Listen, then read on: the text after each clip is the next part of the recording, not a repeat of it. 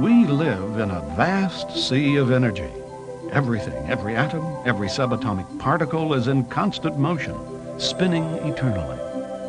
Even in the cold, dark, absolute vacuum of empty space, there exists what new physics is calling the quantum vacuum flux. It is the ether of the ancients, the life force energy of metaphysics, are the random fluctuations of this vast field of potential in which space and time are embedded.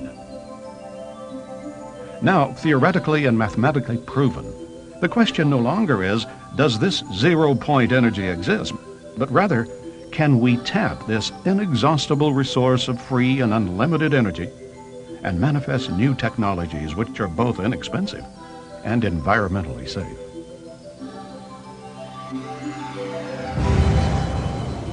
One thing is certain, if we continue on the course of rapidly burning fossil fuels and relying on nuclear fission, the future of our civilization is in grave jeopardy.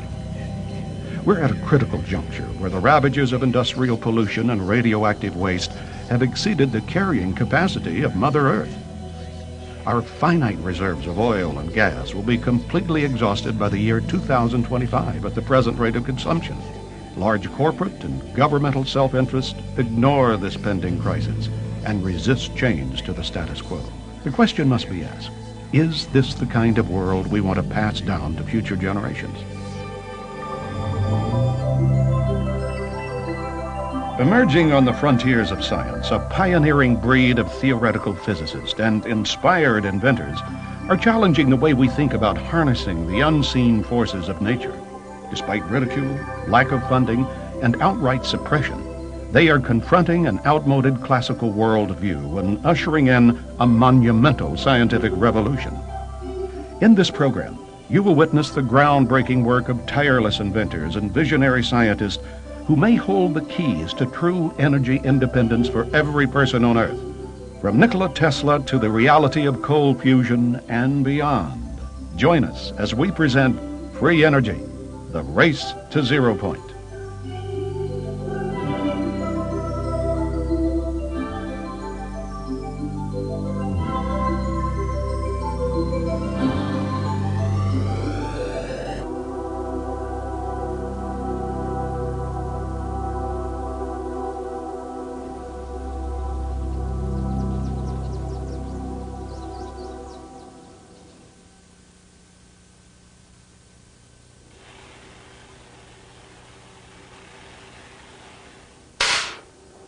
Most people would agree you can't get something for nothing.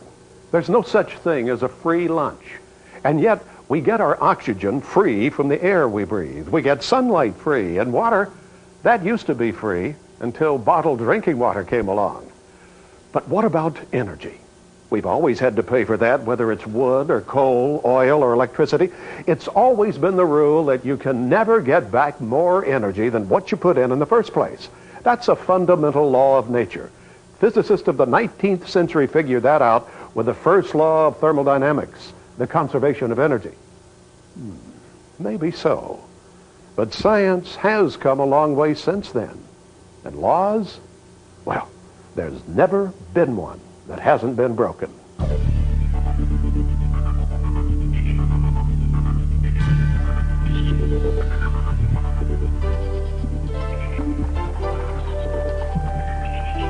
At the turn of the last century, Nikola Tesla, the great inventor who gave us alternating current and the Tesla coil, stated, "Electric power is everywhere present in unlimited quantities. It can drive the world's machinery without the need of coal, oil, gas, or any other fuel. This new power for the driving of the world's machinery will be derived from the energy which operates the universe, the cosmic energy." With over 200 patents to his name, Tesla was well on his way to transmitting electric power without wires when he ran into trouble with J.P. Morgan and the financial interest of 1901. His ambitious Wardenclyffe project to magnify and transmit power to ships at sea and eventually to provide free electricity for the whole world was scuttled by Morgan, leaving Tesla penniless and disillusioned. The wealthy industrialist of the time knew that their vast plans to wire the world with copper from the mines they owned would be upset if they could no longer control the supply and means of delivery.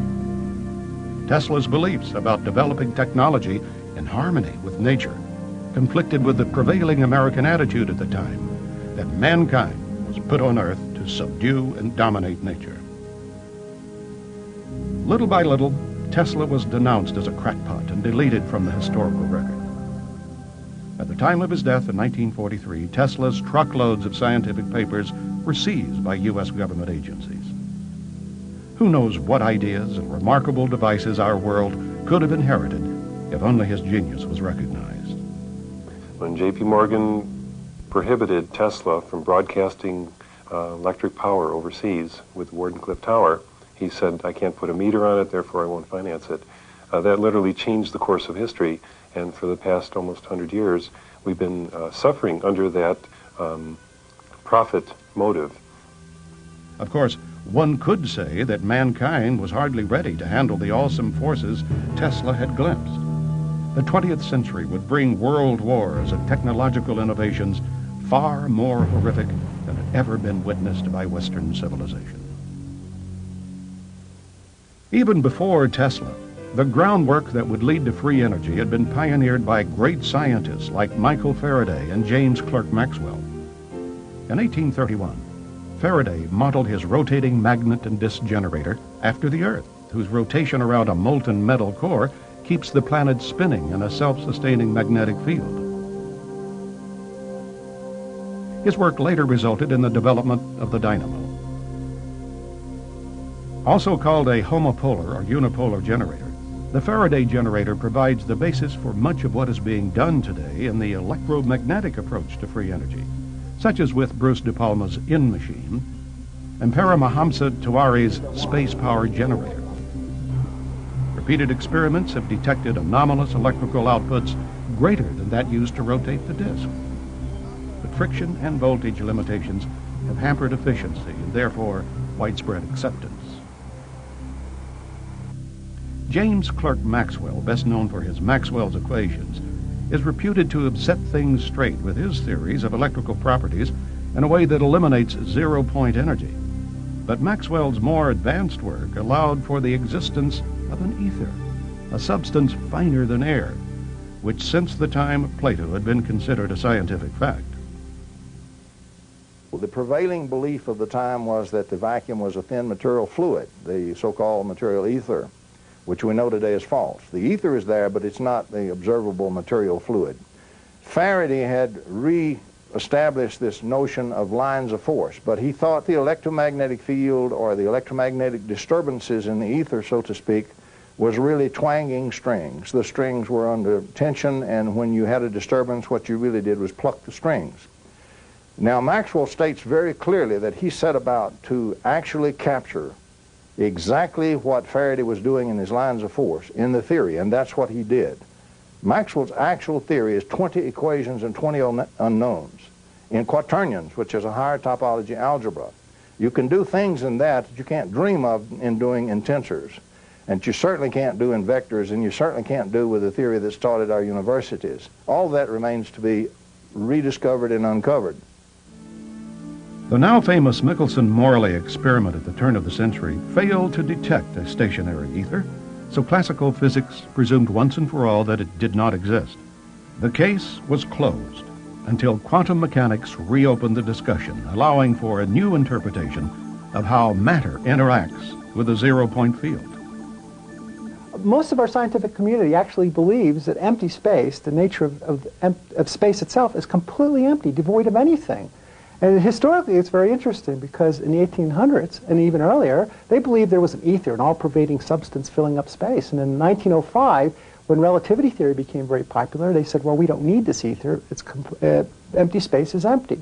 Then 25 years or 20 years later, in 1925, when quantum mechanics comes into play, all of a sudden, a new energy appears in equations of quantum mechanics, and it has to be there to make the equations work, and it has to do with fluctuations of electromagnetic field energy at a very high frequency that interacts with everything. And they called this the zero-point energy, and it turns out that all the elementary particles interact with this energy, and it becomes a potential energy source. That's what we're discovering today. Well, free energy is basically, and another word for it is zero-point energy. It's energy that is contained within the vacuum of space and which is virtually undetectable by any traditional means. In fact, the energy is homogeneous and isotropic, the same everywhere, the same in all directions. And because of that, it's trying to extract it or measure it is sort of like the problem of trying to weigh a beaker of water underneath the surface of the ocean. What do you measure with respect to what? And that's been the physicist's dilemma, and we've gone down one very large cul-de-sac this century. The cul-de-sac meaning that there is no such thing as consciousness. There is no such thing as this zero-point field or this place from which the energy can come. And the answer now appears to be yes, because theoretical physics and a number of experiments in quantum mechanics show very clearly the existence of this all-pervasive electromagnetic field called the zero-point field. In fact, although skeptics often point to Einstein's theory of relativity, it was Einstein who in 1920 said, "There are weighty arguments to be adduced in favor of the ether hypothesis. To deny the ether is ultimately to assume that empty space has no physical qualities whatsoever. The fundamental facts of mechanics do not harmonize with this view. According to the general theory of relativity, space is endowed with physical qualities. In this sense, therefore, there exists an ether. According to the general theory of relativity, space without ether is unthinkable." The term vacuum has been used in several totally different senses. Some engineers use it to mean you just pump out all the air and that's called a vacuum, and that's vacuum technology. That's not what we're talking about. We're talking about empty space-time. We know today, for example, the Lamb shift in quantum mechanics showed that this exchange of energy between the vacuum and the charged particles is in fact real and generates real effects. And you can measure it, and he was given the Nobel Prize, Lamb was, for doing that kind of measurement and showing it in the physics literature. So we know it's real. Experimentally it's detected. The Casimir shift, for example, shows clearly that it's there, and it does generate energetic effects in your actual materials. It turns out that in the modern view, the modern quantum mechanical view, if you apply that knowledge that's been gained there, what you find is that the vacuum is fiercely active. It's a fierce energy flux and going in all directions at all times. The energy density of that, as estimated by various physicists, is extremely high. For example, in 1 cubic centimeter, if you could take the raw energy in that cubic centimeter and condense it into mass, divided by c squared, you would have more observable mass result from that than our largest telescope can see in the observable universe and all the stars and planets today. And so the energy that's there is extremely dense and extremely fierce. This drives everything that we call physical reality, from the quantum level right on up to the observed level and the observed world that we live in. Everything is energetically driven by the vacuum.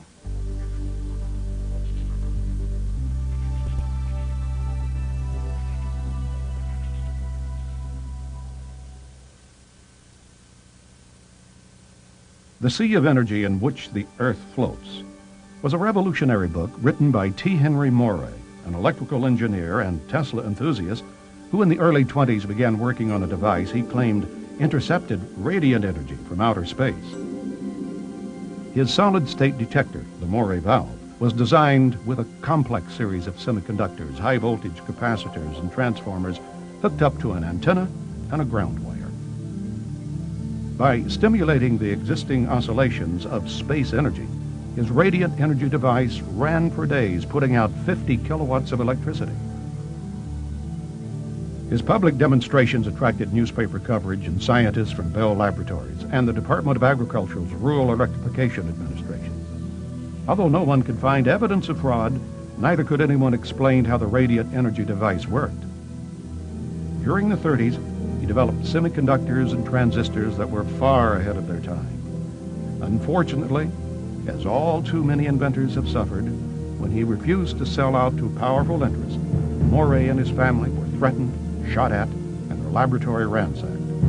Ignored by the U.S. Patent Office, Moray quietly stopped public disclosure of the device after it was destroyed by his assistant, Felix Frazier, a communist sympathizer who was frustrated when Morey declined his repeated offers to take that technology to Russia. Today, Morey's sons, John and Richard, continue to pursue their father's dream. In Europe, Victor Schauberger's vortex experiments during the 1930s resulted in an advanced understanding of how the spiraling motions inherent in all natural systems reverse the effects of entropy. By studying the properties of inwardly spiraling water, he created an implosion generator that concentrated electrical charge. Victor Schauberger is one of my heroes who talked about a possible science based on the inward motion rather than the let's explode everything, break it up and study the atom by breaking it up into little pieces. Let's study the atom by looking at how it wants to move naturally in a spiraling motion. And the same with everywhere you look in nature. Schauberger's ideas became widely known before World War II when he was coerced to work for the Nazis on exotic discs that resembled flying saucers, as well as his energy generator.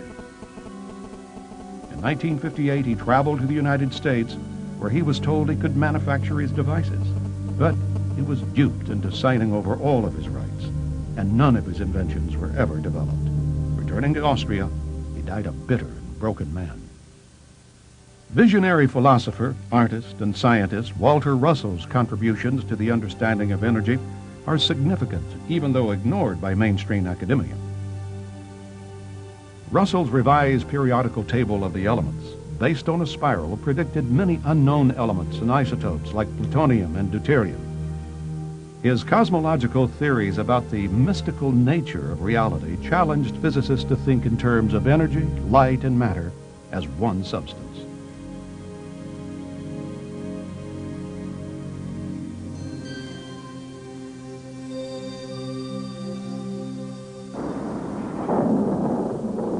There's electricity in the air. It's a common expression and one that's true. Take a comb, run it through your hair on a dry day, and you can get a static shock. Sure, it's electricity, all right, but could it also be tapped to produce sufficient energy we could all use?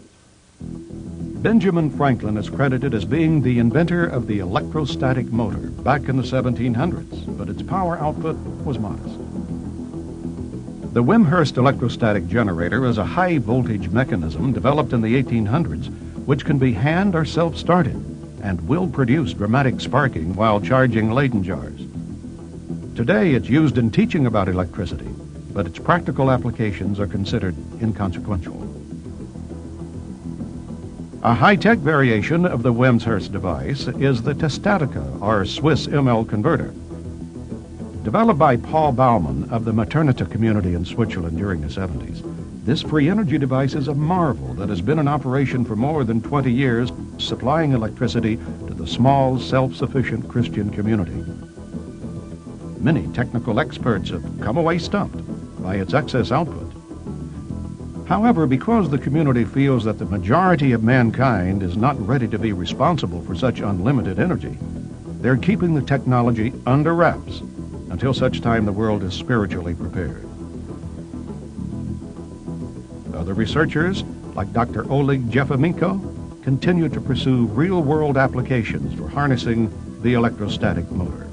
His accomplishment, I feel, is the best, is that he used a specific type of electret, which is a waxy substance which holds charge, and it's like in many ways a magnet, electrical analog of a magnet. And he's achieved a 0.1 horsepower motor, which is a small device. So, and this runs continually on atmospheric electricity. Like the homopolar generator, the electrostatic motor is based on the dynamics of our Earth environment.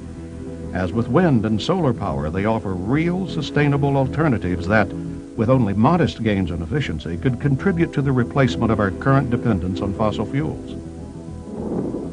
Are we clever enough to learn from the clues our planet is providing?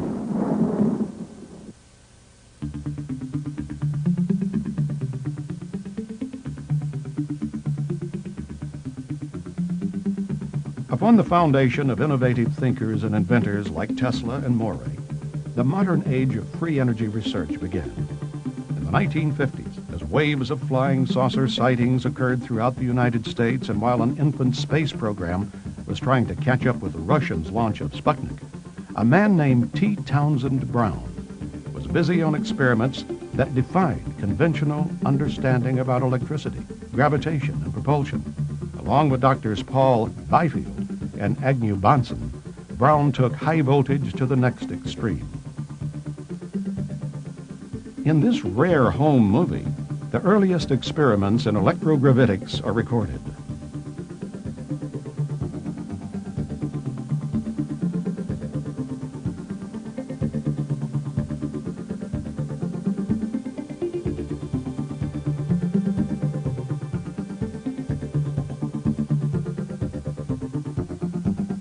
By using high voltages over 20,000 and up to 200,000 volts, Brown discovered that highly charged capacitors would exhibit a noticeable thrust in one direction.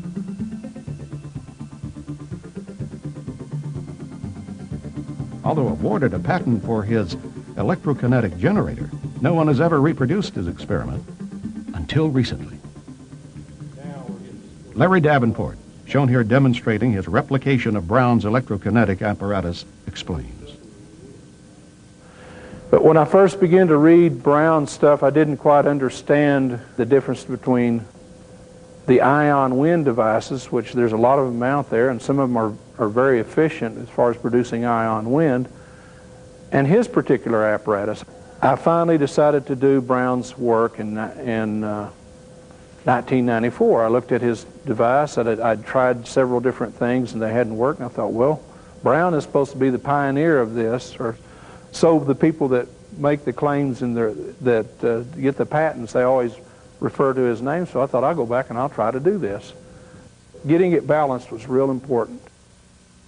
His method of propulsion specifically was using the charge separation, high voltage charge separation on a vehicle. He found that circular craft were better for that application than winged craft. However, recently we found through Dr. Paul LaViolette's research that the B-2 bomber actually seems to qualify as an electrogravitic craft. The military has admitted that it electrically charges the forward leading edge of the wings. There's also a very high dielectric being used. Depleted uranium is used on the forward edge of the wings. And whether or not there are other applications for that technology and that design, we're recognizing that because the exhaust gas is also negatively ionized, that all of a sudden we have the high voltage charge separation that's necessary to provide an extra propulsive force, especially at high velocities. So electrogravity in that aspect is a very simple process, but does provide a good amount of force for a very small amount of energy input. As with many other promising inventions developed during the Cold War years, the National Secrecy Act prevented scientists like T. Townsend Brown from commercializing or even publicizing any technology which could potentially be interpreted as having a military application.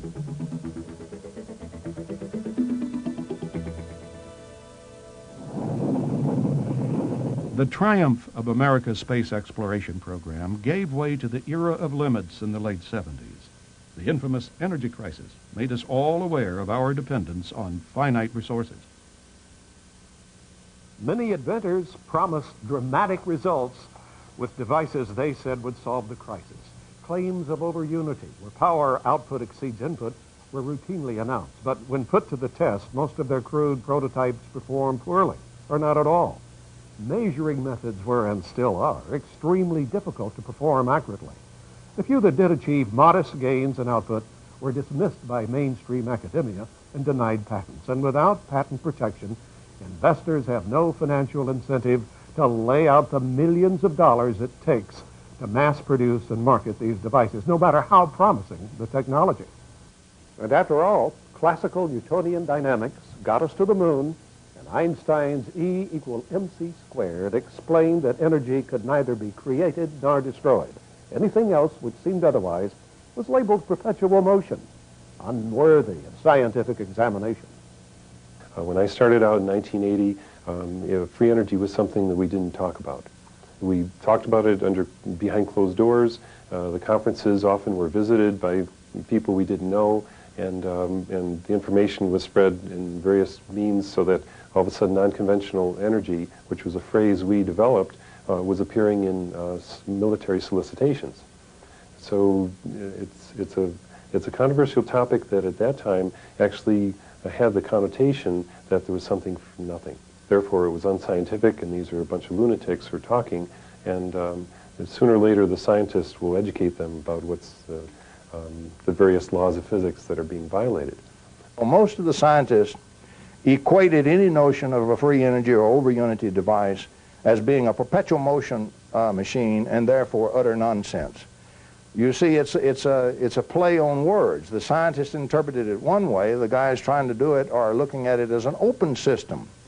Now, fortunately today, we have a type of thermodynamics. Nobel Prizes have been issued for it, to Prigogine, for example, for systems not in thermodynamic equilibrium that do have. They're open systems, and the energy does flow in from outside and through them. Those kinds of systems can produce over-unity. It's all perfectly legitimate physics.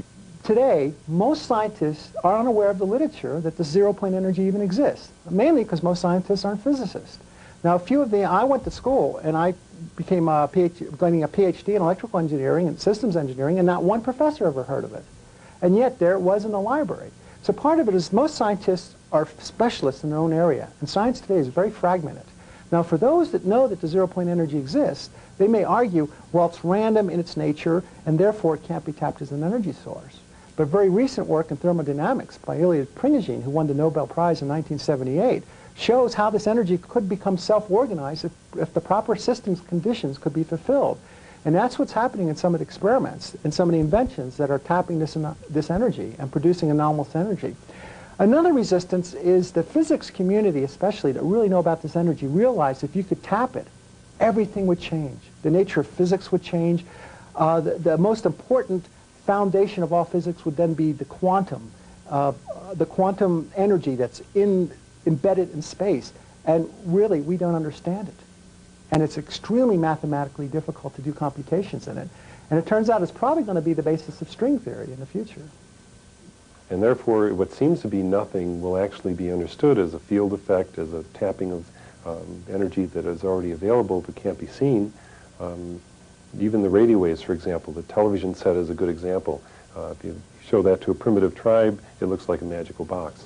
But it's literally converting invisible energy in the air to signals and pictures. The paddle wheel in the river that's used to power a mill, grind corn, is a free energy device. So is a windmill, for example. What we mean is we are taking the energy from an external source and using it. So it's an open system, and the environment of the system is furnishing a flow of energy into the system, which the system is then collecting and using. Primary requirements: it has to be an open system, it has to have an external source of energy to furnish the energy that we're going to use, and therefore it's no more mysterious than a windmill. And now we're coming full circle and realizing that physics and metaphysics, that some of the notions of the 19th century, such as the ether and the vortex, are now being dusted off, and those ideas are being melded with modern experiments, plus quantum mechanics and so forth, into this magnificent synthesis of what I call sacred science, of a whole new science, a whole new physics in which consciousness reigns supreme, and where we don't have to follow any particular guru or a leader or anything like that, that we have everything we need in the universe. It's ours to have right now. And these are some of the basic essence principles that lie underneath the discovery of free energy.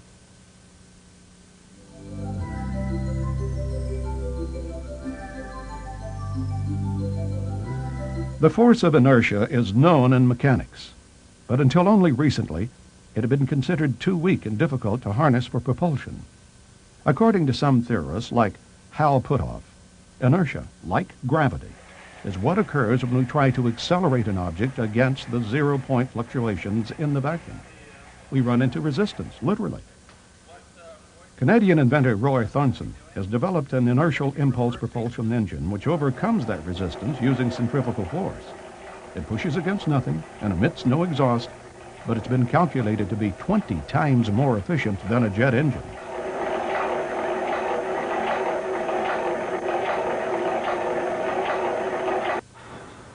Here, the Thornton inertial propulsion drive powers a canoe in a swimming pool.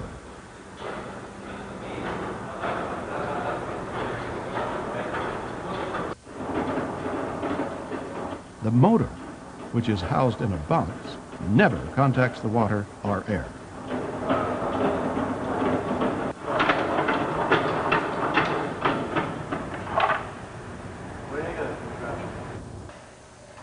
In the pendulum test, unidirectional force is being generated to keep the pendulum to one side.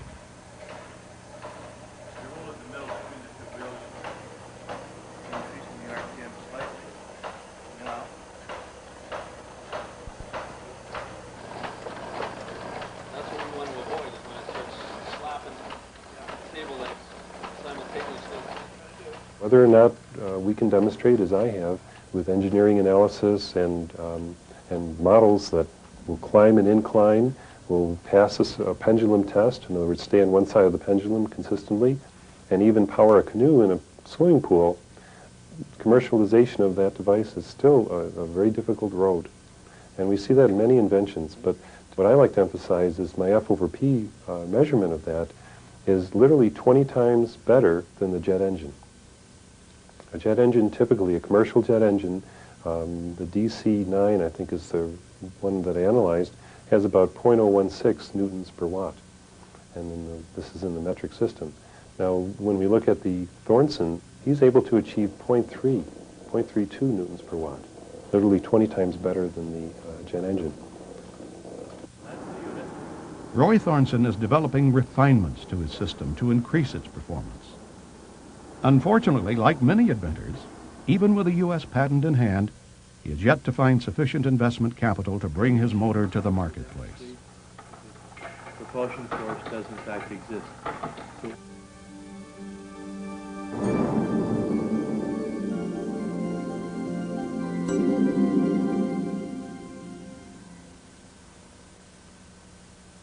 We've all seen these little toy gizmos that demonstrate lightning in a bottle. It's the electric phenomenon called plasma discharge. Various inventors, working independently, are coming up with some exotic combinations of gases, metals, and processes to actually squeeze excess electrical energy out of this phenomenon of nature. In 1996, Paulo and Alexandra Correa received the first patent for such a device called the Pulsed Abnormal Glow Discharge Reactor, the first of its kind to convert plasma discharge directly into electricity. This is a standard. Utah inventor Paul Pantone has developed what he calls the GEAT fuel processor, a plasma generator similar to a supercarburetor that actually appears to run on 80% water and is entirely non-polluting. This device replaces the carburetor and exhaust and combines them as one unit, whereas this end of it acts as a miniature refinery, allowing the engine to run on everything from battery acid and water mixed to crude oil right out of the ground. This is Angola crude, a 39.5 gravity.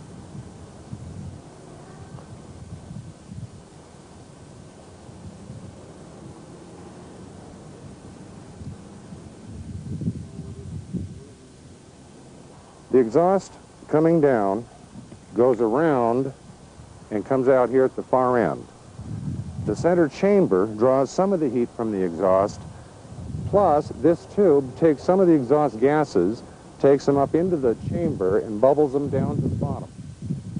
The bubbles, as it comes through the fuel, are brought up to the top of the chamber, picked up through a tube, and fed up the center of the exhaust pipe.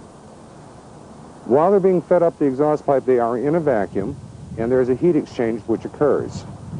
This process has been argued a few times to be either a plasma field, an electro field.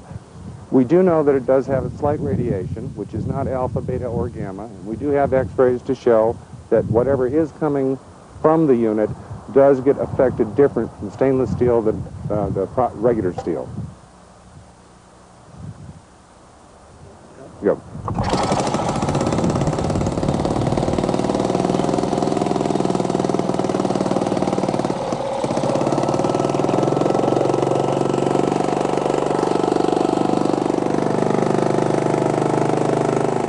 when the temperature of the exhaust is the same as the air temperature going in from the air portion up here, normally 3% more oxygen coming out of the tailpipe than there is in the air we're breathing. And no carbon at all. Carbon vanishes. I wouldn't say vanishes, I would say transmuted into some other substance, a lighter element, because we have an abundance of lighter elements here that are not explained from down here. But during the heat process, there are molecular changes. After running this engine from 1983 until now, and many times we had it running 8.5 hours a day, we have never had to change the spark plug, change the oil, or clean it. We have taken the head off 3 times to inspect the inside of it, and it's been spotless. What we have here is the Pantone Geet device fitted to a Ford 2300cc 4-cylinder engine. As you can see, we have a see-through container here which holds the fuel. As the engine is started, air is drawn in by vacuum through the fuel and bubbles the fuel, the vapors of which are drawn off here. They travel down this hose into our reaction chamber. They go up the reaction chamber and return back out here to be taken into the engine through this tube. This is our air filter, and this tube is connected to another valve, which are controlled by this linkage, operating the air intake and the fuel intake. This is the valve that controls the return air going through this tube into the bubbler.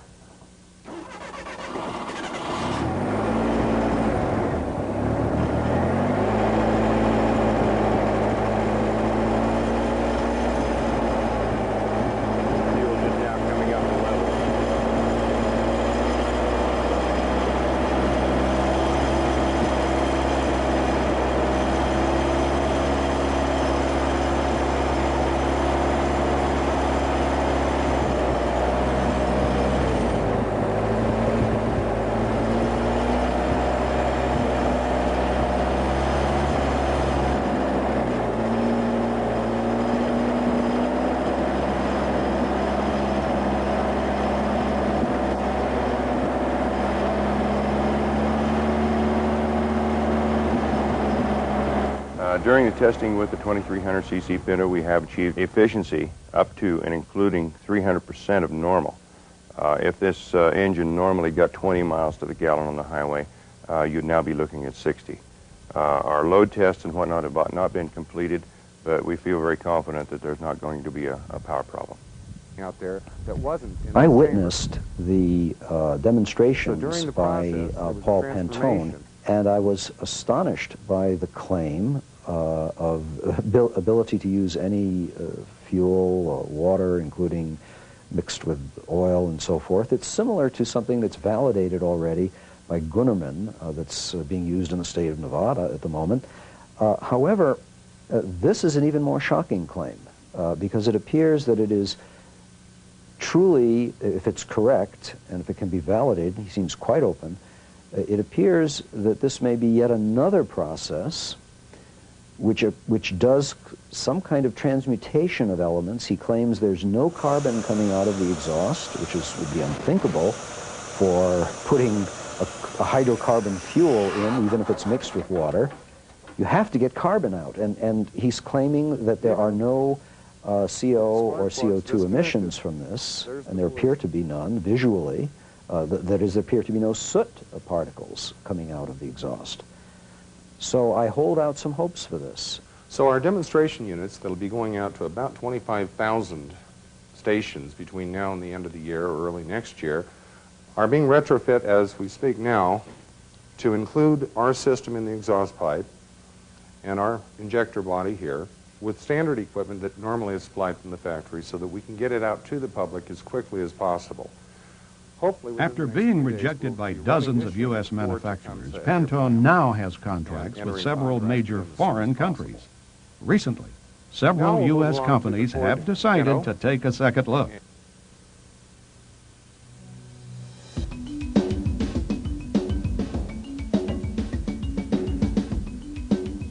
fusion between these components. In 1989, two physicists from the University of Utah, Dr. Stanley Pons and Dr. Martin Fleischmann, created a media frenzy with their announcement of cold fusion in a bottle. Although several independent experiments reported similar test results, the cry of fraud quickly went up at MIT and other prestigious universities. The debunking was swift and merciless. Throughout the history of science, anytime there is something that is very threatening to the established ideas, such as Galileo's revelations through the telescope and his idea, following on others, that the Earth goes around the sun, not vice versa, continental drift, all sorts of claims that ultimately became validated, the initial reaction of science is to say this is nonsense and to reject it and not even to look at the data. And I would say that the cold fusion and free energy or new energy phenomena are so threatening to the underpinnings of modern physics and chemistry and all other sciences that you get the expected intensely negative reaction. The real story about cold fusion is that it never died. Soon after the announcement in Utah on March 23rd, 1989, hundreds, thousands of people all over the world, scientists and engineers, began to try to replicate the Pons and Fleischmann experiment. And positive results kept coming in of all manner, including the energy, the excess energy, far more out than in than could be possibly explained by any chemical reaction or any previously stored energy. The unfortunate situation was that the U.S. Department of Energy masterminded a bogus panel of so-called experts, many of whom were biased from the start against the subject. They came up with the expected answer within 3 months, and they ratified it within 6 months, even as the evidence continued. Those physicists, nuclear physicists that have been working with hot fusion, the tokamaks, this type of thing, they have a monstrous amount of evidence that shows exactly what they expect to have happen with nuclear reactions in this hot gas plasma. They believe, and it's a good first guess, that the nuclear reactions that would occur in a cold fusion cell should be the same. Well, Mother Nature doesn't always accept our predispositions to belief. Therefore, Mother Nature says, this is a different environment, these are different reactions, and hey guys, start studying a little harder and find out what's going on. The problems that occur in evaluating a cold fusion device have not been so much, does it work, but does it work every time? And many scientists are of the opinion if it doesn't work every time, then there's something wrong. Basically, the problem has been in the preparation of the metal. Now, this is particularly true in the heavy water experiments of Pons and Fleischmann. Certain materials will just absolutely close off the effect of the cells. Other things, they're finding additions will promote the effect. So there's a lot of study going on in that area. It's over 200 laboratories in over 30 countries have replicated or advanced or had successes in various types of cold fusion devices. The Patterson Power Cell of Clean Energy Technologies of Dallas, Texas, is one of the most spectacular devices in the cold fusion field. It also happens to be the first device that has a United States patent, which is also very important.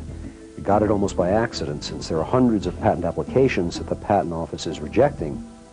What this cell is it's very similar to the Pons and Fleischmann concept, except it uses tiny little metal-coated beads with either nickel, palladium nickel, or even sometimes just nickel, and ordinary water, not the heavy water, which Pons and Fleischmann started with. And it does produce, with a flowing stream of this liquid, or electrolyte, with just a little bit of lithium sulfate salt mixed in it, it produces spectacular energy. In fact, in one experiment, they turned the power off completely, and the cell continued to produce 20 watts of power, unmistakable, for at least 14 hours, and my understanding is that could go on for a number of days longer. The typical power ratios of this kind of a cell that's very robust, totally repeatable, is anywhere from 10 to 1,000 to 1. Okay, when you have even a tiny bit of input power. They've had to go over 1,000 watts with only a watt or so input electricity. Clearly, these cells can be made to self-sustain, that is, continue by themselves. Dennis Cravens is an independent scientist who has done first-hand research studying the effects of the Patterson power cell. The important thing is, notice over here, total excess energy is usually in the megajoules range. If you run through a chemical calculation of how much metal you have in there, about 20 milligrams, turn the crank, how many moles is that? How much? You assume about 100 kcal per mole for you chemist types of a typical energetic reaction, if you can think of one. We can't think of one, but if there was one, you maybe get 32 kcals if you burned all the metal. So we are 3 or 4 orders of magnitude more energy out of the system, integrated energy out, than if we were burning everything chemically. If you do the calculations, you'll find that you can get there. It's more likely that a few percentage of them are in the millions of electron volt region. It's been revealed recently that the Patterson cell will actually keep producing heat for at least 14 hours after it's shut off. This is a phenomenal discovery. It has not been advertised or publicized very well. But what that means is we're actually dealing with a free energy source. The inventors never use that phrase, and for obvious purposes, but the important thing is that it does need more understanding, and also it has the keys to our the type of device that we need. The interesting thing about the Patterson cell, too, is that as a byproduct, it produces hydrogen and oxygen. It's actually using water, any type of water, and electrolyzing that water, and then just exhausting the hydrogen and oxygen. Now, we could see two views of that. For example, if we're actually forced into a situation where we're in an enclosed space and not able to spend too much time outdoors, which we already spend 90% indoors anyways, the supply of oxygen is very valuable, whether or not we even use the hydrogen. But it's possible we could also store the hydrogen and therefore have hydrogen-powered vehicles and use the oxygen indoors. Another area that has emerged as a result of cold fusion, which is every bit as heretical and disastrous to the scientific enterprise as the over-unity and the greater energy out than in, is the transmutation of metals, that is, heavy metals. In ordinary cold fusion experiments, they have now seen in the metal changes in elements. For example, the production of copper, the production of other isotopes, such as rhodium, the change of palladium into other things. This is confirmed, there's no doubt about it, and it's occurring with minimal energy input. So what this leads to is an analogy with the old claims of the alchemists, who were able, historically, they said, and there's some evidence that they were able to do it, to do low energy processes that produced gold from lead or mercury or other things. This is now being done in laboratories, and every instance I know of in the history of science where a small effect was seen initially to produce something was later scaled up. So it's quite possible that our culture will enter an age of alchemy in which low energy processes can make precious metals. As we look toward the future, I believe we'll be able to find ways in which we can create the kind of elements that we need by these low energy nuclear reactions. I think we'll be able to start adding to or picking apart or changing the nucleus of atoms to be able to get the kind of stable atoms that we need. But more important, I thoroughly believe that we will be able to take the radioactive materials, add a proton or add some changes to it, and make those radioactive materials non-radioactive. And that is going to be a great boon to our present to clean up the mess that we've left behind from our atomic bombs, from our nuclear power plants, and of course from things like Chernobyl. So in the future, we have laid the groundwork with cold fusion by which we'll be able to handle a whole array of nuclear changes that heretofore have been outside of the current model of what can be done with nuclear reactions. There are many power companies throughout the United States that are now on alert, and they're sending their representatives to cold fusion conferences. We meet them all the time. They give support. They really will be the vanguard of the new energy age. I believe that any utility company that does not get into this now is doomed, because frankly, when we have generators of electricity and heat that can stay in a home or a building, why would anyone want to be plugged into the grid, the wire grid, any longer? This would make no sense. People will argue against that, but I think the grid will disappear. A remarkable process for sure, and one that offers exciting developments in the near future. But does the task of extracting energy from our environment really require such exotic, ultra-advanced technology that potentially would still put it under the control of large profit-driven interests? The rare metal palladium still have to be prospected, mined, and purified.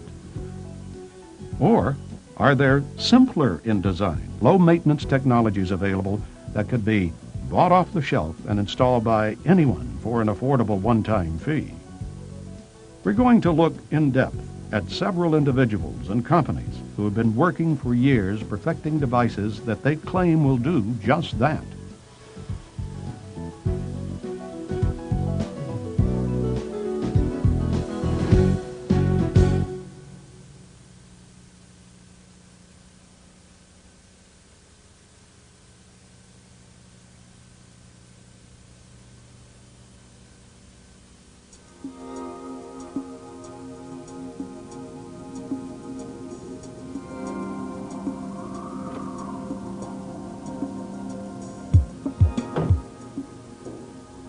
No one person in the free energy field has been as determined and persistent as Mississippi inventor Joseph Newman.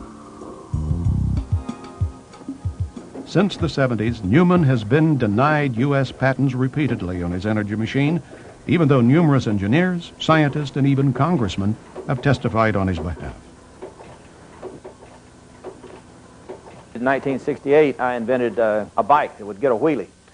And I used an 80-pound flywheel that I had built and took a positive clutch out of a 30-horsepower motor, put it above the axis of the back wheel. A kid would get up on it, build up inertia in that 80-pound flywheel.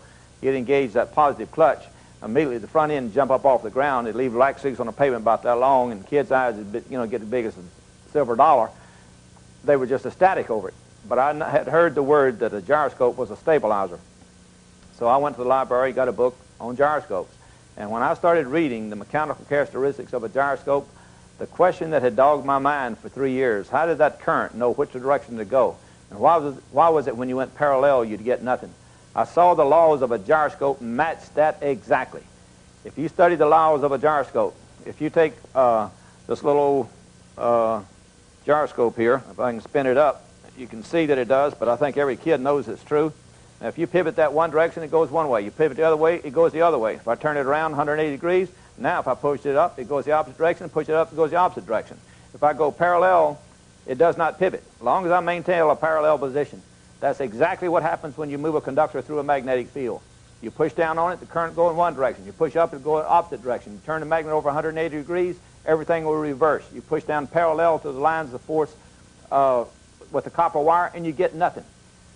It told me that the energy in a magnetic field was a gyroscopic particle. Now, I didn't care what the rest of the world was saying because they couldn't answer my honest question. It was obvious to me the energy in a magnetic field consists of gyroscopic particles. It is the mechanical essence of Einstein's equation of E equals mc squared. It moves forward at c and it spins at c. That's Einstein's equation of E equals mc squared. It only occurs when you get atom alignment in material. I don't care if it's conductor or iron, what it is. When the atoms align, the magnetic field will appear, come outside the boundaries of the material, and gives you a running river that you can tap into. And what I'm going to show you is an energy technology that's going to totally change your life, that the status quo power brokers have been fighting, and I'll show you the history of it. They didn't want you to have it, but you can see for yourself that this works. And the part of this for you is to see it, is to watch these meters, because these meters are going to show you that there's more power in this system than flows from this battery.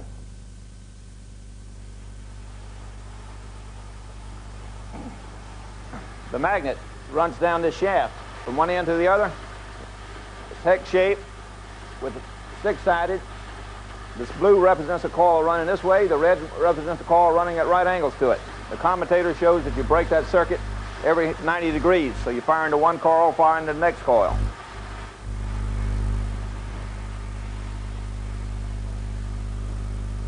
Now you notice this gets higher as it's running because the batteries start getting charged. Now this one's going from 200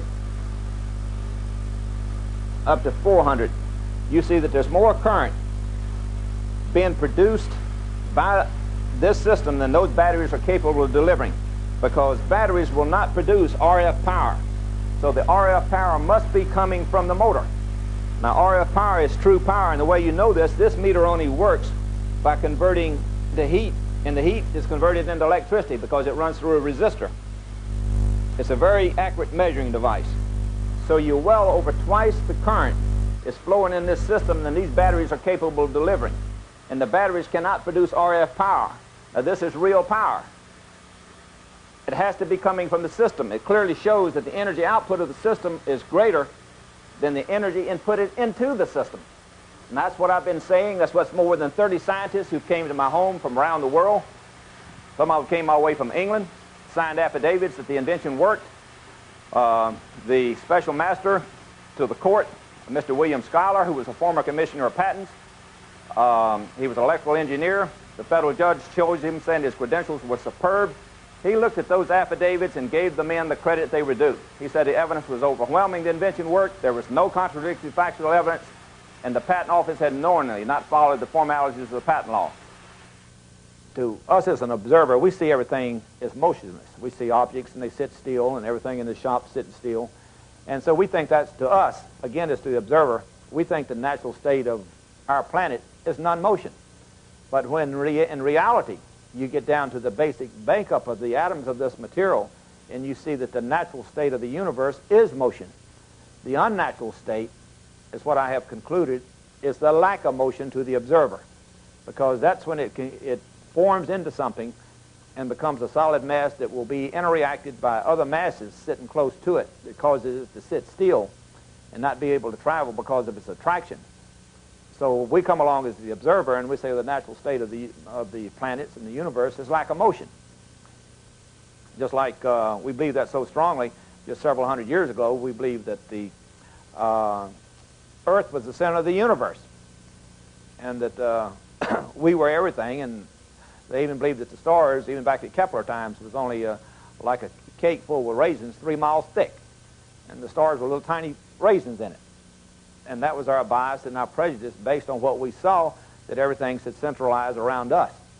And I'm saying now we should open our eyes and our brain to see the magnitude of what lays in front of us. Space travel will become a reality. Our children growing up will have an excitement and a universe to travel into, but the values of the human race has to change with that. While Joe Newman is still fighting for recognition and just compensation, many entrepreneurs are racing to be the first into the marketplace with magnetic motors that are built with high-tech space-age materials and employ microprocessors to regulate pulsations and RPM. David Porter of Galtech Semiconductors demonstrates his recently patented permanent magnet motor called the carousel electric generator. This is the latest version of the carousel motor generator. It's a rotary version. Rotary inside. There's 18 separate sections, what we call a coil section in here. 18 make up the outer diameter.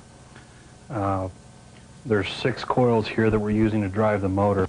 On the top here we have an encoder which sends a pulse down to the electronics and basically lets the electronics know where the rotor, the rotating part here, is in relationship to the coils, and tells the coils when to turn on and off.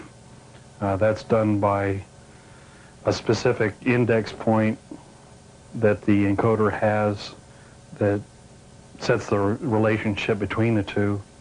And the electronics down here in the box is basically a set of TTL logic counters.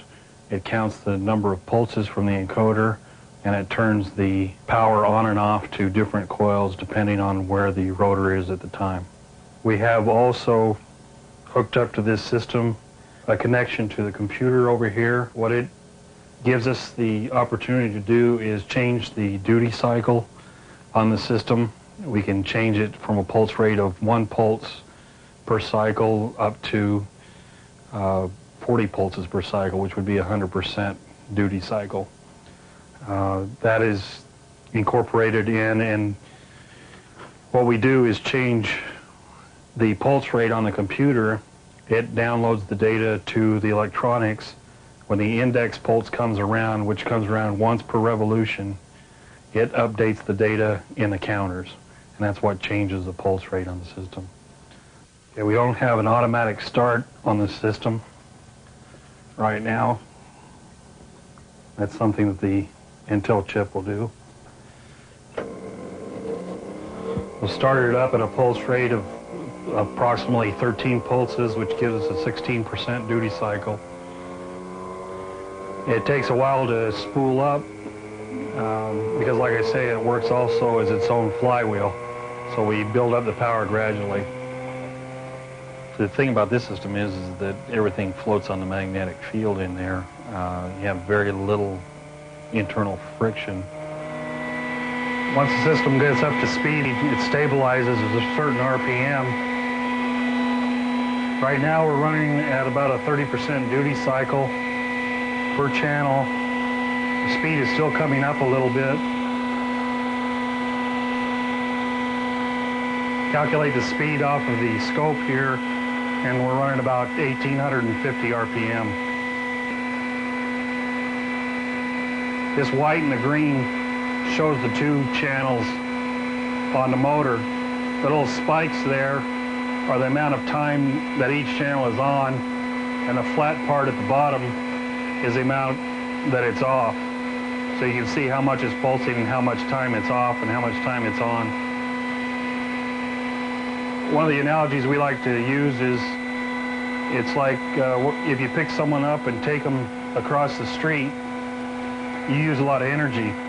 If you put them in a tire, once you get it started, all you got to do is tap it a little bit.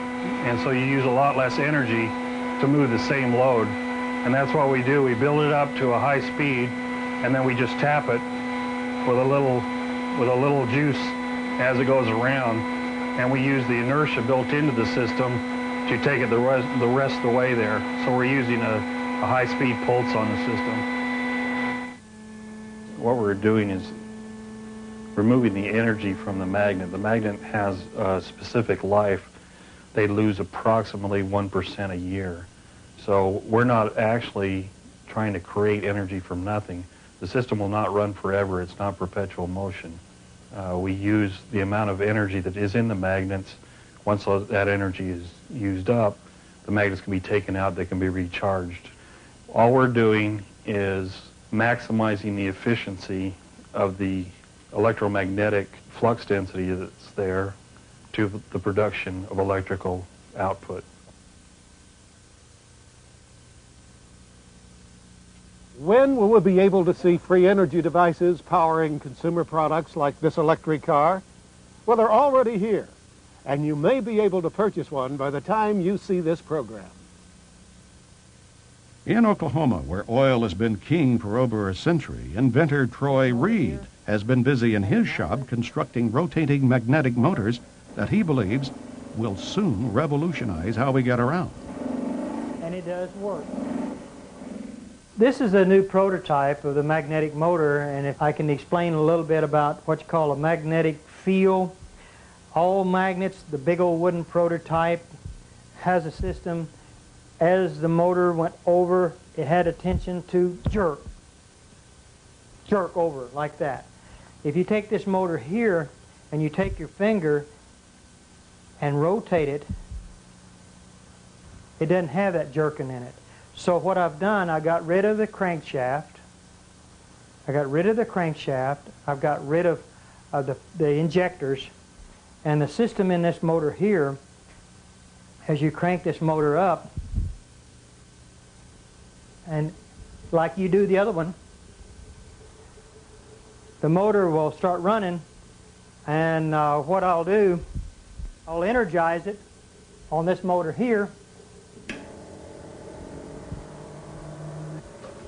If you can see these amp gauges over here, this will come, when we get it up to about 150 volts, we'll unplug it and we'll turn the light on. If you turn this around where you can see this side here, all the working parts is behind this system here, operates from a little computer. Takes just 5 volts. It's 150 volts. What we're going to do, turn off all the switches, make sure there ain't nothing plugged into it. There's the plug. There's your 110 volts. Motor still running. You can operate this table plumb around. Still got energy running. Nothing tied up in the back of it. Nothing on the floor. Rotate around, still running electricity. So we're looking, hoping this time next year that you'll be able to use it in your home. So that's another. And what's good about this, you're talking about electric automobiles, this right here can set it in the back of an electric automobile and generate electricity and charge batteries up in a car.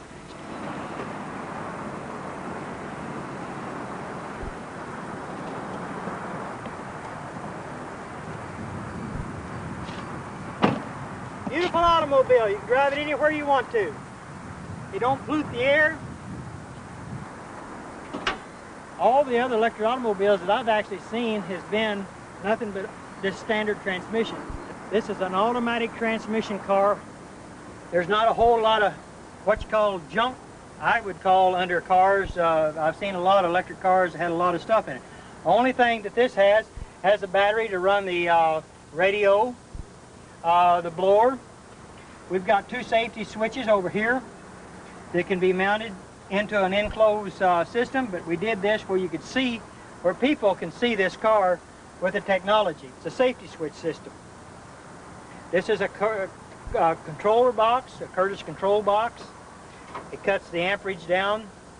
So with the amperage, here's what's real good about electric automobiles. All electric automobiles that has surge technology with this in it, they create heat. They've got to have a fan to blow this Curtis controller off because it gets hot. We don't want that to get hot. We want to stay that cold, because once it stays cold, you save on all the computer chips that's in this controller. So that means you can go farther, longer, and you won't have no problems.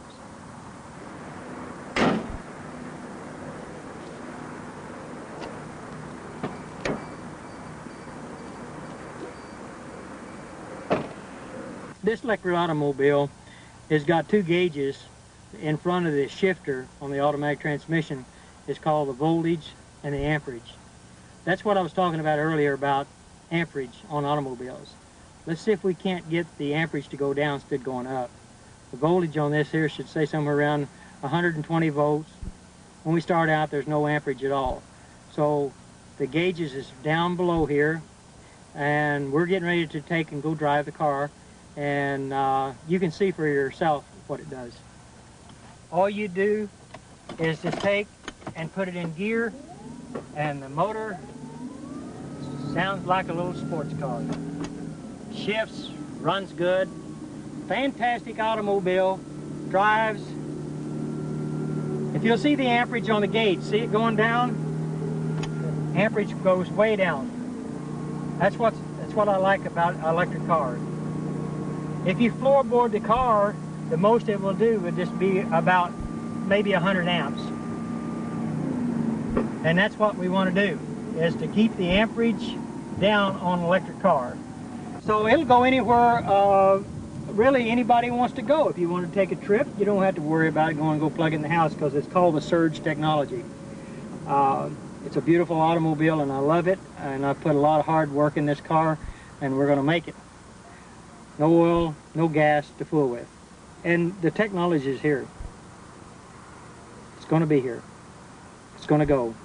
It's going to work beautiful for the whole world, for mankind. See you around. This is your future, people.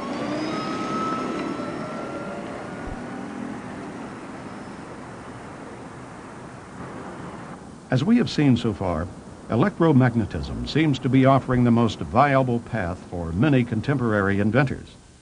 The magnetic motor continues to challenge the over-unity barrier, but even simpler methods are being demonstrated through common ingenuity.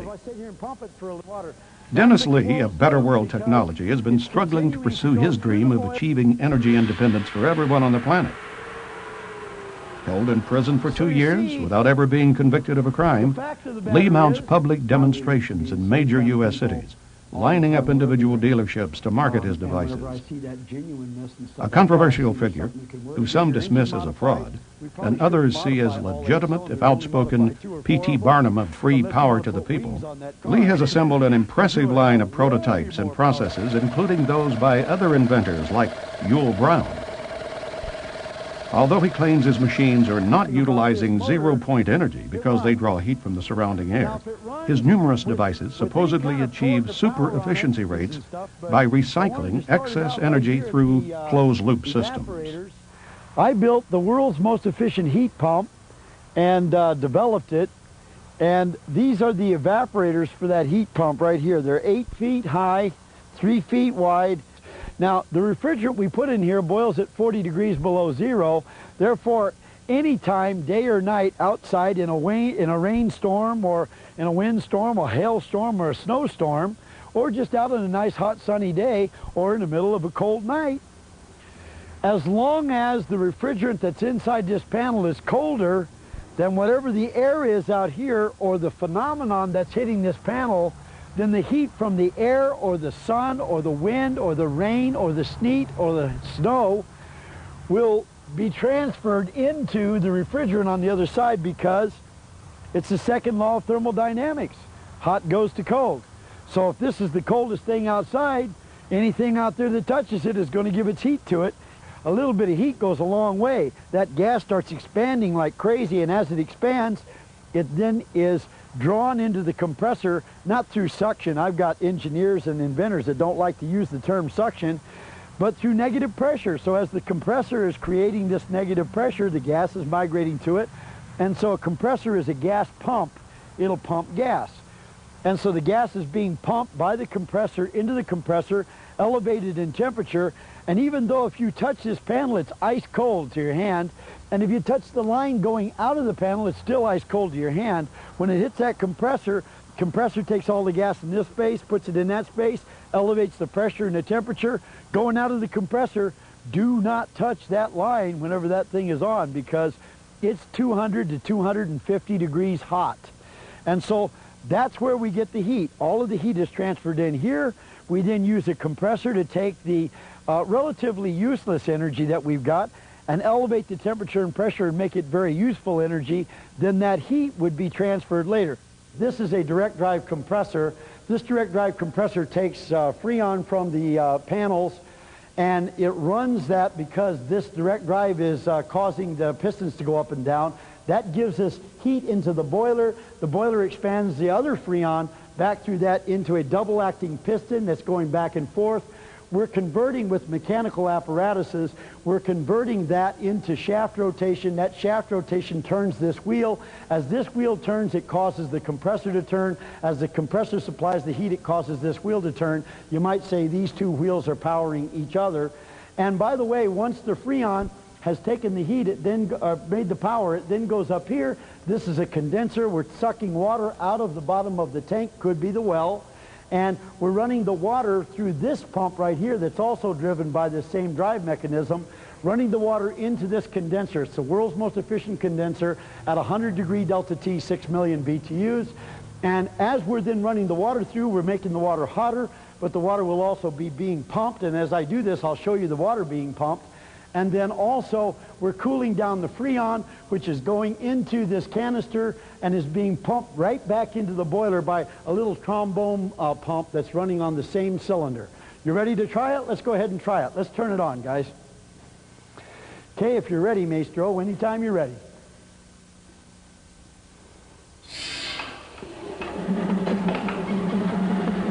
Okay. So it is pumping water from energy taken out of the air, and we'll light the lights too from excess energy. So the lights are being lit from excess energy from the air. They're pulsing. It wasn't set up to do that, so we don't have it stable, but we thought we'd just demonstrate the excess power that we have. Main thing is it's pumping water. It's supposed to be pumping water. That's a closed loop because it's continuing to go through the boiler and in back. I had a heat pump in a walk-in freezer. We cranked the temperature down to 20 degrees below zero in dead airspace. Now imagine this, if you got any background in refrigeration, we're in dead airspace, the temperature's 20 below zero. We did it every single Saturday for an entire year. People from all over the world came to see it. We said, bring your own test equipment, take the thing apart if you want to. We had a $10,000 challenge to find any gimmick or anything in it. And every single weekend, we cranked the temperature down to 20 below in dead airspace, and we made water hot enough to burn your hand from energy we took out of that box at 20 below at a 2-to-1 COP. Same average performance of the GE heat pump in America. Only it's 20 below in dead airspace. And we challenged all the heat pump manufacturers to come anytime you want to, either find a hoax with us or bring your unit down and see if you can do that. Nobody ever came. A lot of customers came, lots of people from all over the world came, Pakistan, everywhere. So anyway, we're in here testing this every year, every weekend for a year. And a man came to the show one day, and what a guy this was. Now, we're trying to build this thing. It's going to take 2 years and $2 million, and I'm raising capital selling heat pump things to get the money. And a guy walks in, and he comes up to me at the end of the show, and he says, Mr. Lee, I am absolutely astonished. I want to shake your hand, and I want to tell you, I have no doubt you have got the best heating system in the world. Yours tops everything out there from solar all the way down the line. You did it. But you need to know me. You know why you need to know me? Because I have built the world's most efficient heat engine, and you have got the world's most efficient heat source. He says, if we got together with our two technologies, we could become the most dangerous men in the world. I thought, wow, I've never been the most dangerous man in the world. I've kind of wanted to be. And so, you see, this man's name was Dr. Fisher. Now, this guy proved that they built the steam engine wrong. I had the pleasure of building his unit in my research lab, and we took his great big unit, because why wouldn't I want a great big one? I don't want to put everybody on the grid system with a new system that can exploit them some more with all the arrogance that comes with it. I wanted to give people the opportunity to be totally independent of the grid system. Remember, that was my goal. So we took the big one we had and we scaled it down into a model not much, a little bit smaller than this one. It was a little smaller than this. It was about that long. It's about 13 inches long, 6 inches in diameter. And that one was going to be big enough to be able to power all the energy you needed for your house, and so I didn't want one bigger than that. And by the way, that little unit could fit in the glove compartment of any American-made car. I went across the United States of America telling my story. I told it in every state of the United States, and I got 1,000 people to join me telling my story. We put a media ad campaign together because the media wouldn't cover it, so we ran commercials. And we did a 60-second commercial cutting a power line and saying you can power your house with no electricity, external electricity, run your car with a new engine that runs with no gasoline. We did a 60-second commercial nationwide. As far as we can tell, about 10 million people saw it. And after that happened, that was too much. That couldn't be tolerated. And so I got a letter from the state of California inviting me to come back to California to go to court. So I flew back from New Jersey to California to go to court, and when I walked into the court, the judge said, "You're probably wondering why you're here." And I said, "Yes, I am." And he said, "Well, because I've been ordered by the state of California to put you in prison." And I said, "Well, that's really interesting. You're putting me in prison, but I've never been convicted of the crime. How do I go to prison without a trial and without being convicted?" And I said, "You can't do that, can you?" And he said, "Well," he says, "I've been ordered by the state of California to put you in prison, so that's where you're going, but sounds like you got a hell of a case for appeal." That, by the way, is a quote, and I do have the transcript. I walked out of prison 2 years ago, and now we have rebuilt our whole national network of distribution of distributors. We're in every state of the United States. We're in every major county of the United States. We have people now who understand exactly how the government works, exactly how the big boys work, exactly how the energy companies work, and we've got it all figured out. And we've got far, far, far more technology than we ever had in 1987. We got a lot more money than we ever had in 1987, and we're about to rock your world.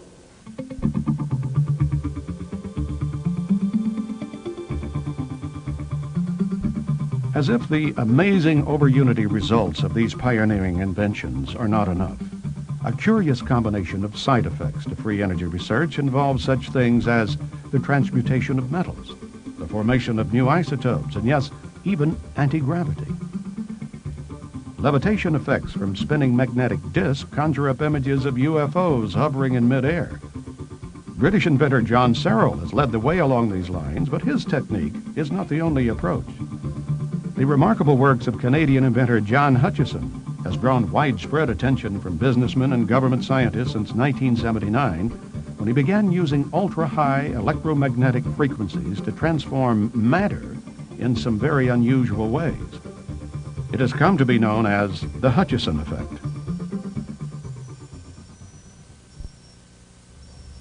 The objects you're seeing moving there is a form of levitation by translational movement, meaning that the objects become lighter and can float around. The heaviest being the barium cylinder that you see there with the two wires coming out of it. Tends to slide around on 7 pounds of its own weight.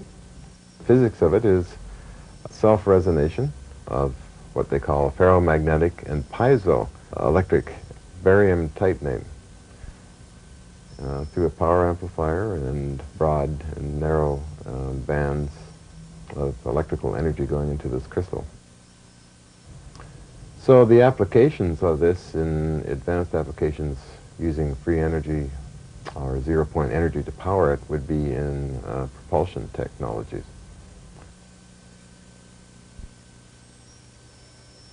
This is a crystal converter unit that I made about a year ago to see if the principle worked, and indeed it seems to work to this day. The principles involve the Casimir effect and space charge type of barrier technology in semiconductors, and a jitter activity called zero-point energy that goes through time and space. The idea is to get the material inside this to interface with the jittering action of zero-point energy. And moving on to what they may look like inside, I actually bring out a piece here of this material, of common minerals and that, produced in a special way, and I take a reading here. And I should be getting a higher reading. I had a hot spot somewhere on here. I have here almost a half a volt, as you can see. As one can see, there's no batteries in this or anything else except just crystalline material with different configurations. And this is a steady state. It's always that, and has been tested up to a year's time and under stress tests also. So, which made me decide to then, of course, mount the same material in cylinders. Different cylinders, of course, there are different mixes in there, and I found that that some of the cylinders are not as powerful as this material here, or this very tiny one here. Actually, this has more power than this large artillery shell unit here. And what I want to do, of course, is to demonstrate it in the sense but making actual power. And that means to turn a small motor. Okay, I'm attaching this to the base here. Another lead at the top, and it should spin, which it does. So you have basically this kind of material powering motors. Of course, it's a very small motor at this time, but scaled up in larger amounts of material can power up to several horsepower if needed. Hutchison hopes his simple shake-and-bake method of producing these crystal energy converters will attract investors who can see the potential of permanent batteries which never need charging. Non-toxic, that will interface with zero-point energy in space and time. Hutchison's more dramatic experiments border on the paranormal and have generated more than just a passing interest from U.S. military research labs.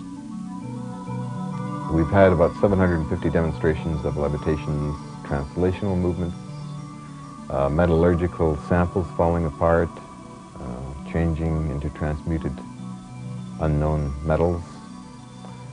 Quite a variety of obscure types of effects, wood impregnated into metals, other objects in metals, monopole magnetic fields written up in many journals. Quite a host, or a Pandora's box, of different types of effects on the outer edge of the scientific community. In this remarkable series of video clips shot by Hutchison, we see what happens when he fine-tunes the electromagnetic frequencies aimed at target objects in his garage.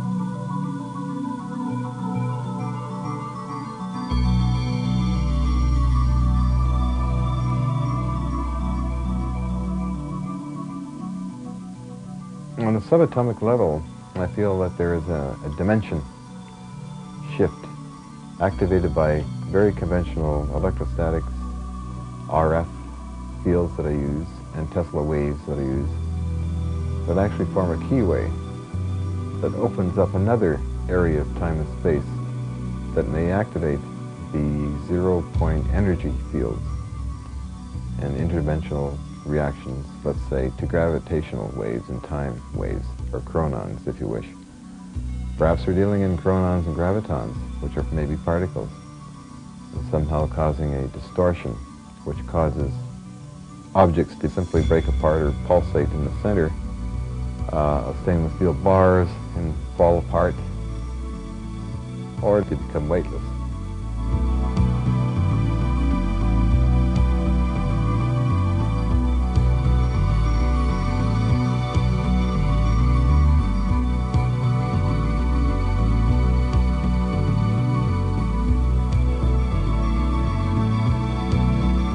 Here, ice cream in a plastic cup.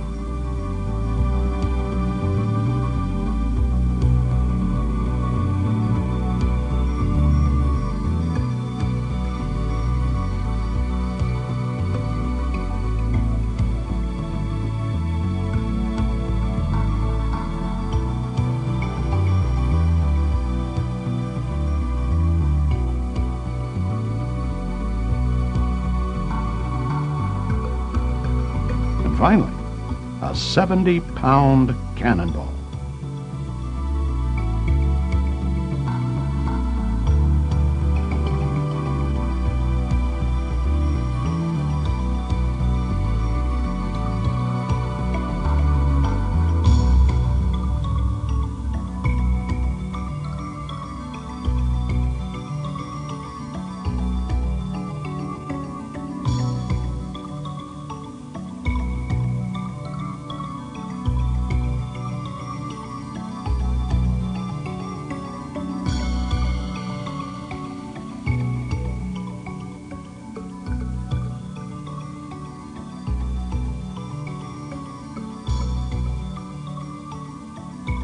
what is interesting and also frustrating about his invention is that he's using a combination of Tesla coil and Van de Graaff to produce a very disruptive and lifting experiments, which in one case, for example, actually lifts a 19-pound bushing toward the ceiling just from electromagnetic fields.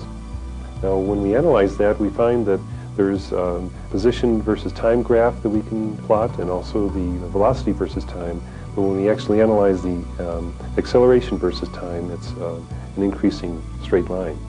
So we're forced as scientists to admit that we have a third derivative effect, which, for my mind, actually lends itself to an anomalous new force, which I call hyperforce, because we have to take a derivative of that to finally get a flat, straight line, a constantly increasing acceleration. So the Hutchinson effect has been used as a benchmark for a comparison to many other high voltage propulsion devices. Electrogravity, in other words. Now that we've witnessed the awesome potential of these revolutionary new energy sources, some interesting questions begin to surface. What are the consequences to the environment, to the very fabric of space-time itself, once we begin harnessing these little understood forces on a planetary scale? Remember the promise of nuclear energy, that electricity would be too cheap to meter? Are there downsides to tapping free energy that we may not be able to predict until it may be too late?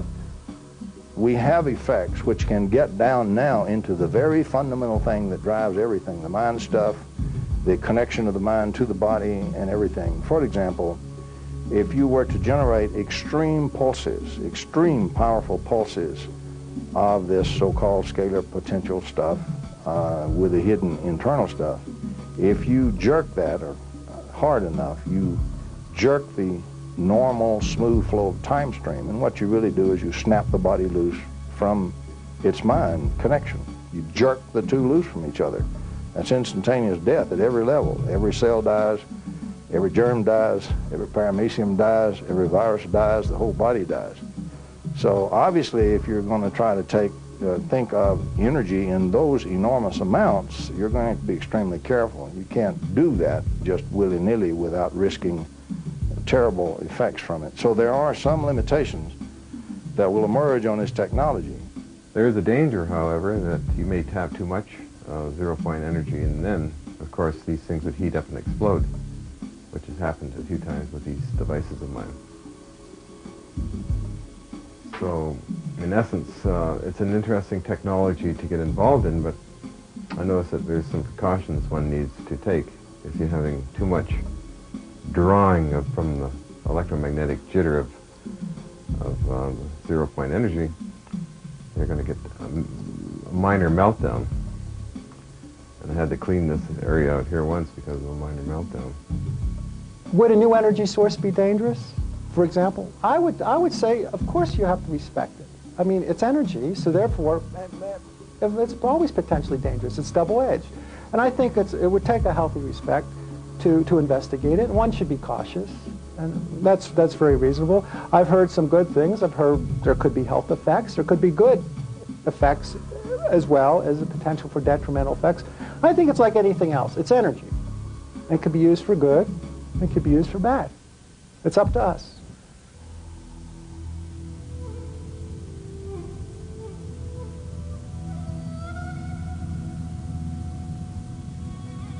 Perhaps because of their traditional understanding of invisible forces like chi or ki, Oriental cultures, especially the techno-enthusiastic Japanese, embraced the concept of free energy. Well-respected scientists like Shinichi Seki and Tsuhuji Inomata are receiving substantial government and industry support. Meanwhile, the Japanese, of course, are beginning to commercially develop various systems. For example, a Japanese consortium funds the Pones and Fleshman work.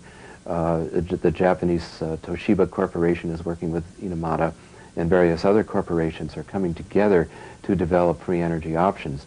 And of course, Japan has no vested interest in oil. They don't have any domestic source. So it's in their best interest to be the first kid on the block to make little gizmos that will replace our circuit breakers and internal combustion engines.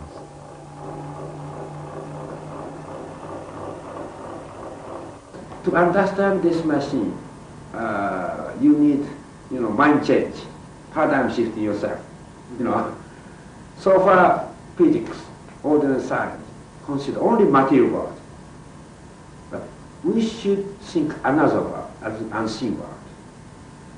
And we should recognize that unseen world and material world is connected. This energy comes from the other dimension.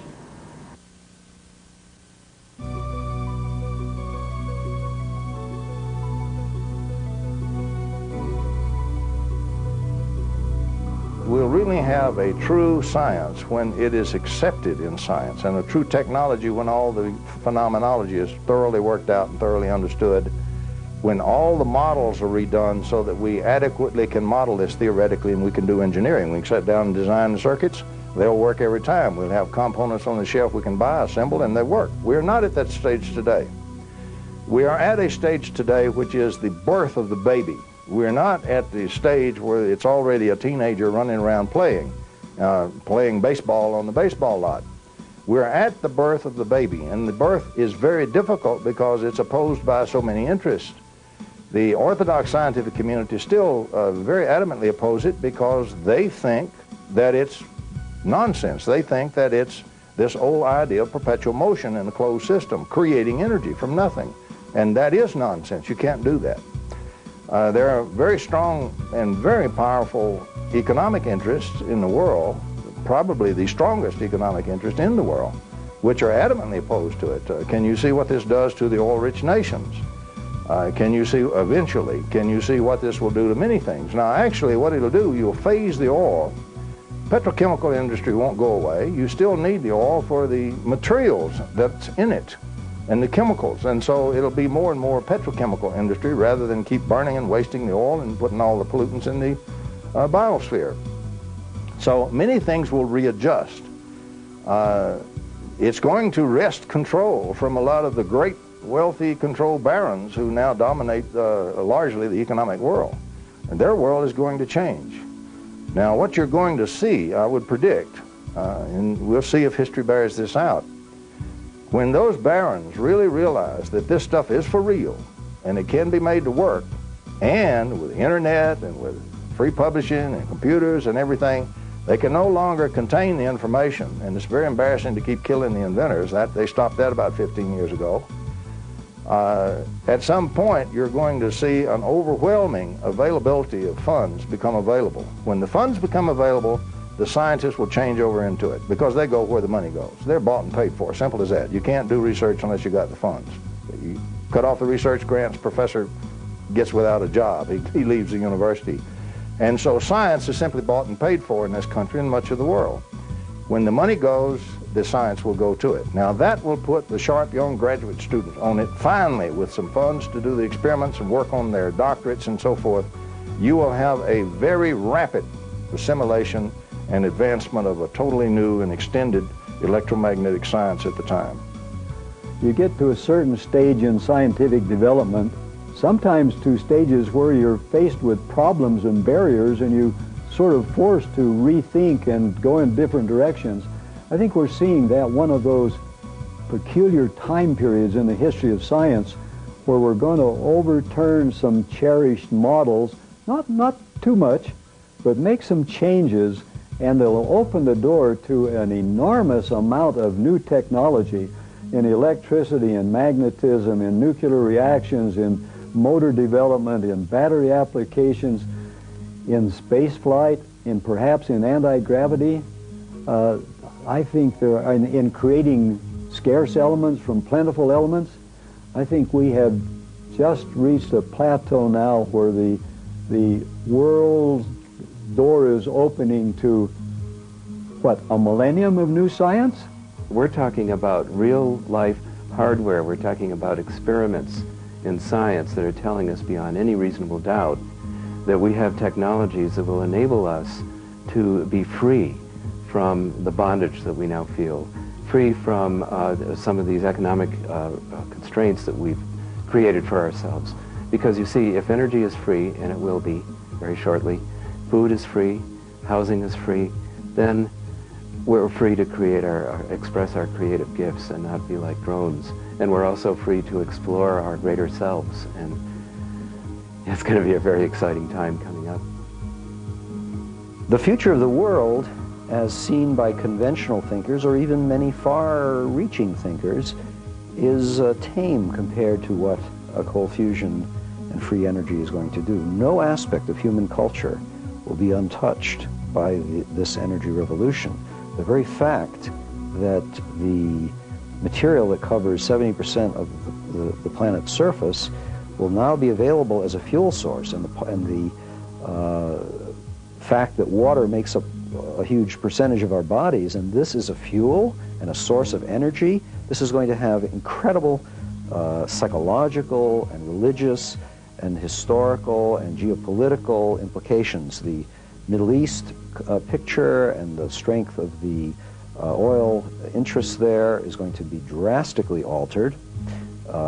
Air pollution will be abolished in most cities that are now affected by the internal combustion engine.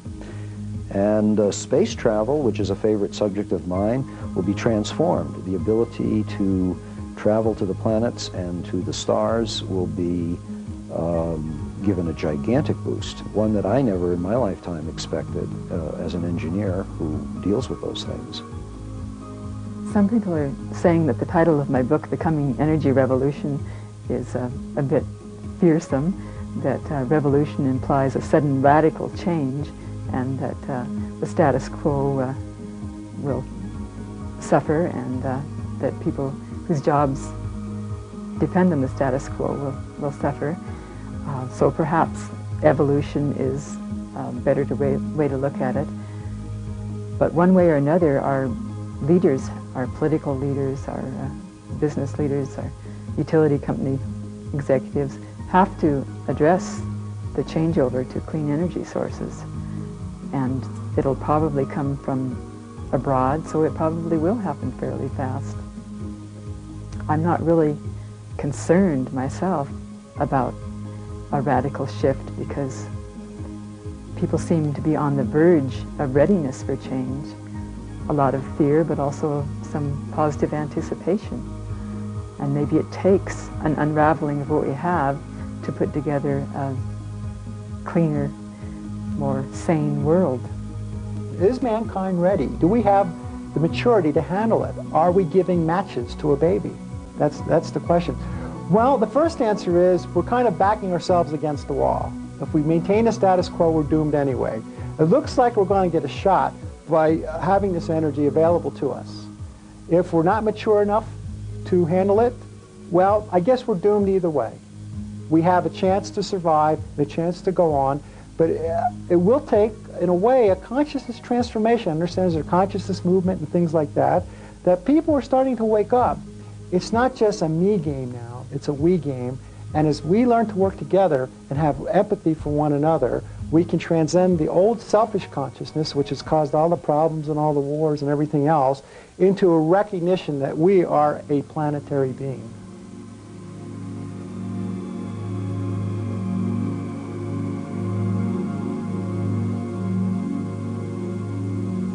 We've only been able to present a handful of inventors and their remarkable devices in this program. There are hundreds, if not thousands of people worldwide, scientists, engineers, entrepreneurs, who are actively working right now, researching and developing this phenomenal technology to the point where it can be successfully scaled up and mass marketed. We are at a pivotal crossroads in human history.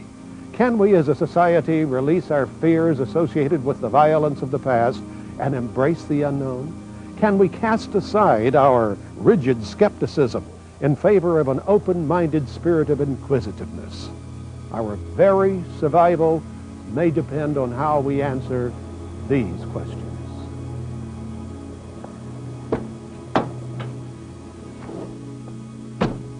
We hope we've given you enough of the necessary information with which you may base your future decisions regarding this exciting new field, one that will soon affect all of our lives and the very fate of our planet Earth as well.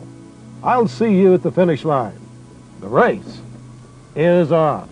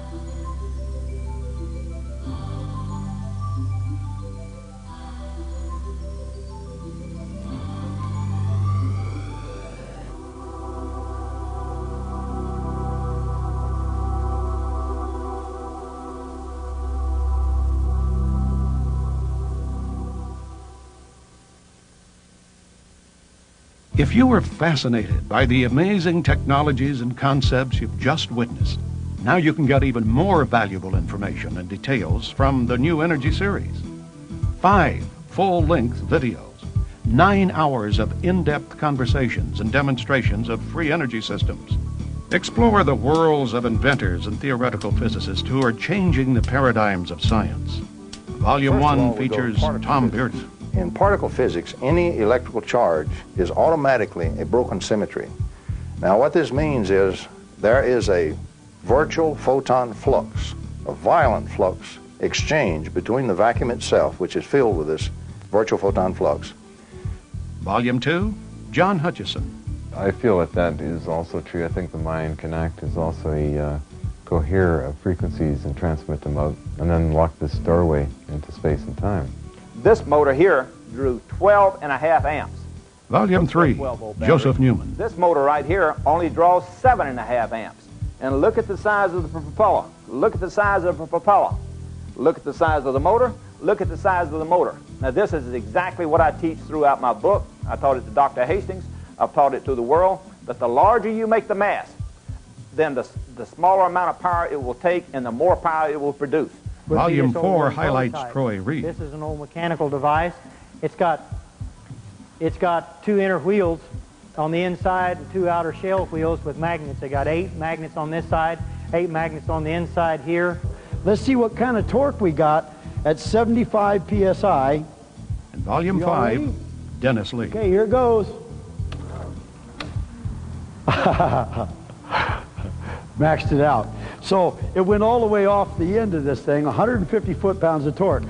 This engine. They're just $29.95 for each tape. Now the or get all 5 for $119.95, a savings of $30. Place your order today. Call 1-800-795-TAPE, T-A-P-E. Or write to Lightworks Audio and Video, Post Office Box 661593, Los Angeles, California, 90066.